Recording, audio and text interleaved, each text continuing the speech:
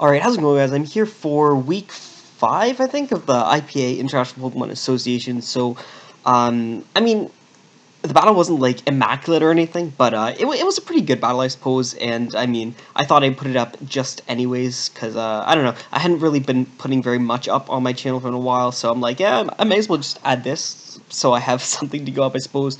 Now, you'll see, looking at my team, it's it's like in theory, I guess, like well, yeah, I was gonna say, I guess it's like in theory a balanced team, but like it's really not. It's like this like disgusting semi-stall that I brought because like I looked at Alex's draft and I was like, he doesn't. I have like walls for like literally everything on his team. The only things that are like kind of threatening are Lucario, maybe Crobat,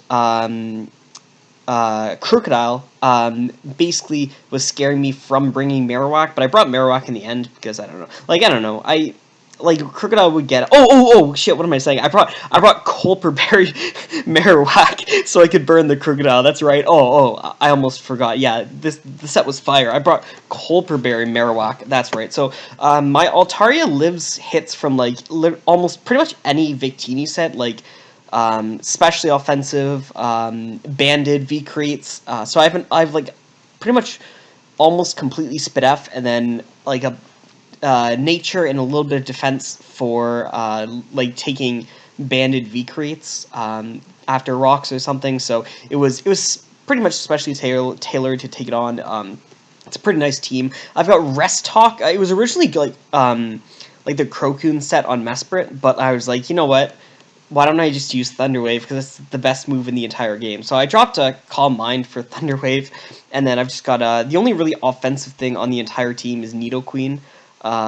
So that's a thing, I suppose, because I've got like Heal Bell, Altaria, and then a bunch of just fat shit. I've got Whirlwind on Skarmory, so it does kind of work out. He didn't bring the Crocodile, which means Marowak is even better than I thought it would be. Lucario is scary.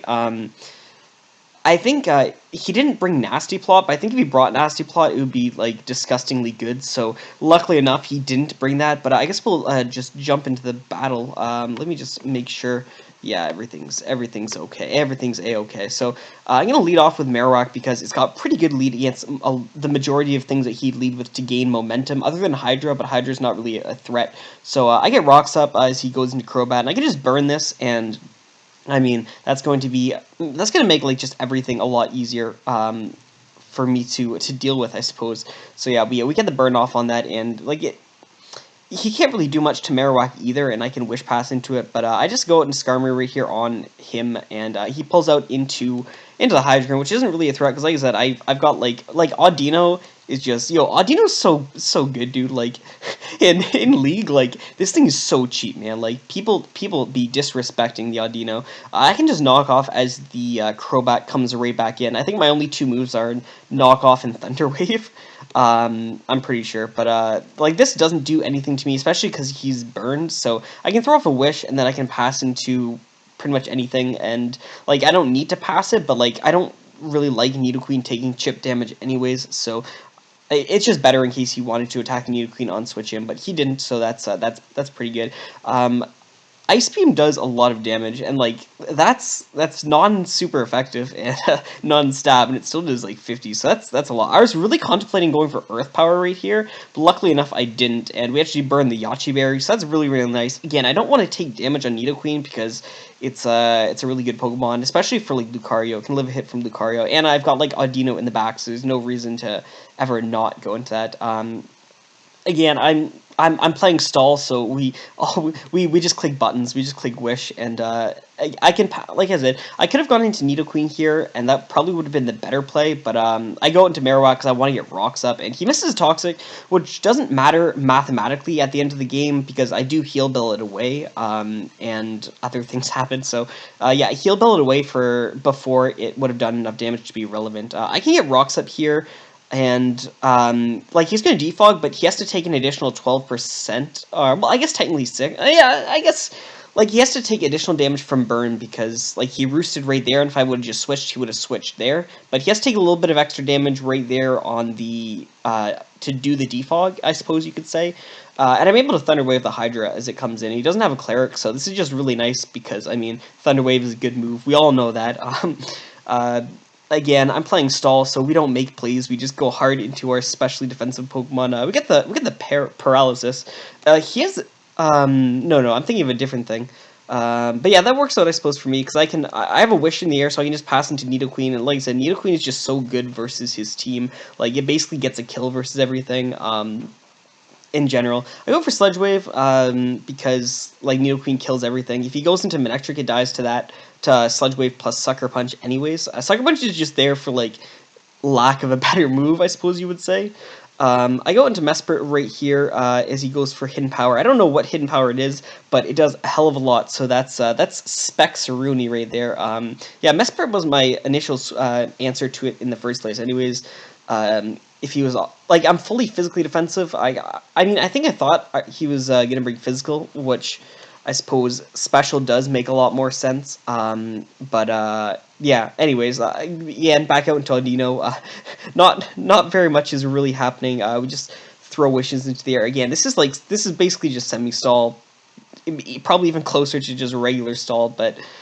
So we don't make actual plays, but we're able to heal up Nidoqueen right there on the Stealth Rocks, which is of course always nice, And I think I'm going into like Audino because I want to pass a wish into. I want to be bringing Altaria in on a wish so that I don't like take too much damage from rocks plus that. And if I get burned, then I'll have to Heal Bell and a whole bunch of stuff. I don't want to have to choose between Heal Bell and between clicking Heal Bell and clicking Roost is what I'm basically trying to say. I knock off because with a Wish in the air, his best place to predict my Altaria in the first place. He's actually Fightinium Z, which I mean his game plan is, I guess, to try to get me in range of Fightinium Z Focus Blast, I think it is. But like Audino still kind of tanks decently well. We get burned, but this is okay because I'm taking this turn to, like I said, I want to bring Altaria in on a Wish because I don't want to take rocks and be forced to say, do I want to Heal Bell or do I want to Roost? So this is a perfect opportunity to just Heal Bell, and that gets off my status from Audino and Altaria, and would have gotten it off of Marowak if it landed. So Marowak would have been at 6% less, which isn't really, it's not game-breaking, I suppose you could say. Going out into Skarmory right here, and I'm going to risk, I guess, getting burned, which would be pretty annoying, because this is a good answer to a lot of things, or it's a good check, I suppose, to Lucario, because if he's locked into Flash Cannon, he can't sweep me, but I do go for the rocks, and that's going to work out in the end nicely for me. Rocks hurt his team more than they hurt my team, although my team is Sol, so I guess in theory it doesn't. In theory, it hurts my team a lot as well, just because it's stall. I just go for the body slams to try to get a little bit of extra damage on it anyways, and like he's gonna eventually. I go into Nidoqueen and I'm spamming Ice Beam, and I could have like tried to predict the Roost, but like he's gonna defog eventually, like, and this is doing too much for him to just comfortably roost off. Like, he can't just keep roosting, and like he's eventually going to defog, so like I don't want to accidentally go for Earth Power on the turn he goes for defog, because that would just be really, really bad for me. And like the style play would have been to go for Earth Power like on any one of these turns, but like 42% plus the 6% from burn plus chances to crit eventually, like he can't. I think his move pool is Cross Poison and Heat Wave anyways, so like it's not possible for him to beat me 1v1, like, no matter what. So, like I said, I don't want to fuck up and go for Earth Power on the turn he goes for Defog, because, like, he's got the Victini in the back. He is 100% going to Defog eventually, so, like, as opposed to trying to get a little bit of damage off me, he's going to defog. So yeah, there's no reason not to do that. I Sucker Punch here. I don't want to bring Altaria hard in on, like, I haven't seen the Victini set, so I don't know. Maybe he could be going for Sub-Zero Slammer right there, and I do not want to be bringing Altaria in there, because I would kill the Nidoqueen, obviously, and it would cover the switch. So I just go for Sucker Punch for just a little bit of damage, and I'm going to get Rocks up, and my Rocks are here to stay now, which is kind of nice, because Victini is really annoying, and I don't think he even brought Defog this game. Like, I have Marowak weak to Rocks, but meh, what can you do? He's just going to keep firing off Scalds. He said he was originally going to be Acid Downpour, which is actually pretty cool. I would have liked to see that. Acid Downpour is actually pretty neat. I'd like to see that for the Altaria, because it doesn't get Seismitoad doesn't get Ice Beam, which is like Seismitoad has to be like the only water type that doesn't get Ice Beam. That's Poor Seismitoad. I go for the Heal Bell, and he's going to call me on my Heal Bell by going hard into Lucario. I go hard into Audino because it lets me judge a few things. Based on the hidden power, I kind of thought it was Specs before, but I knew I can calc again with the Flash Cannon just to be sure with things, and that basically confirmed. Like, he's not going to close combat the Altaria, so I'm like, I may as well go into that just as kind of a scouting purpose. I do have Regenerator anyways. The paralysis there didn't really matter. It's just, I suppose, annoying, but because, like, I don't know, it would have done like an extra like 10-ish%, but like, again, like, I can, like, he's not going to switch out, and like, I can eventually just keep boosting to the point where and heal belling to the point where what just happened is going to be what happens. So go out into Marowak right here. I can take 2 Flash Cannons, or any, like, depending what he wants to go for, I can take 2 Flash Cannons. I do have Culper, which wouldn't matter because he just hit me twice. So yeah, that's the thing. It's just kind of a nice pivot. I don't really need Marowak anyways because it loses to Hydra, and it would get outsped and lose to Victini.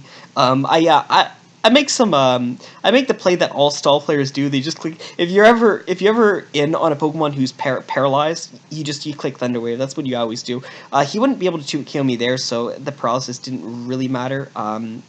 Because I could Wish and Protect, but it's annoying because I don't have to protect the next turn. Although I probably would have just switched for Regenerator anyways, and we would have been in the same place. And getting the Wish into Altaria is nice because I don't have to waste a turn going for Roost, and I can essentially just get it killed. Because like Victini is not switching in, especially after Rocks, and Lucario is not switching in, or at least not exceptionally well. I don't have priority on the team because I lost my Nidoqueen, so yeah, I don't have priority, so it's a little bit iffy if this thing in theory could sweep if it gets enough damage off on enough things, and the main thing I need to keep healthy is Mesprit. If I keep Mesprit healthy enough to live like one hit, then we're in a good situation.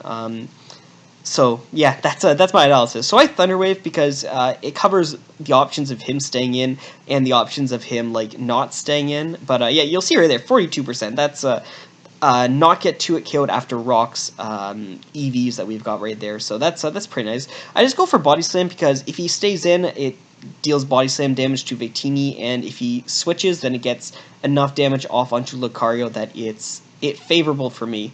And I switch right here because in case Victini like gets out of hand, then we're in a good situation, I suppose. What am I saying? It also covers, I guess, like a Dark Pulse potential sweep that Specs Lucario could go for.